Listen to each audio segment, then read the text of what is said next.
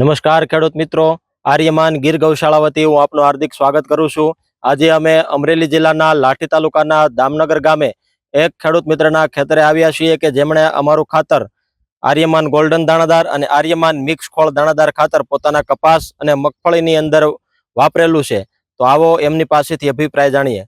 સૌપ્રથમ આપનો પરિચય જણાવો। મેં ખાતર વાપર્યું, મને તો વળ સારું લાગ્યું। મારે પહેલું વહેલું હતું, મને તો ટોપ લાગ્યું લ્યો ને, એટલે મેં એને ફોન કર્યો હતો। એનો ફોન આવ્યો ને એટલે મેં કીધું રેડી છે, તો એ આવ્યા।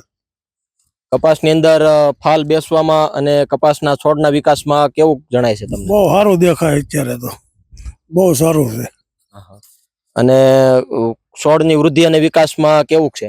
છોડની અત્યારે ઊંચાઈ સારી છે, 3 થી 4 ફૂટની ઊંચાઈ છે।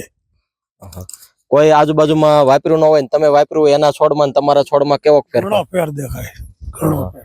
અને મગફળીની અંદર તમને કેવું જણાય છે? એમાંય સુધારો ઘણો।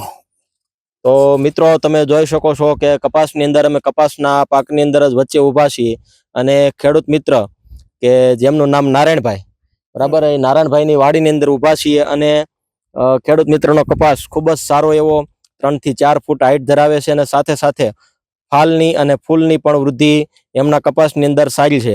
તમે જોઈ શકો છો કે ખૂબ જ સરસ એવા ફાલ આવેલો છે, ખૂબ જ સરસ ફૂલ આવેલા છે અને ખૂબ જ સરસ એવો છોડ, મજબૂત અને વજનદાર છોડવો જોવા મળે છે। અને સાથે સાથે ભાઈ અહીંયા બાજુમાં જ એમની મગફળી પણ છે, મગફળીનો પણ છોડ ખૂબ જ વૃદ્ધિ અને વિકાસ પામેલો, સાથે સાથે ખૂબ જ સરસ એવા મૂળ અને ખૂબ જ સરસ કોઈ પણ રોગ મુક્ત, ફૂગ અને પીળાશ એવું કાંઈ પણ નથી અને ખૂબ જ સરસ એવો વિકાસ એમને જોવા મળેલો છે। ખૂબ ખૂબ ધન્યવાદ।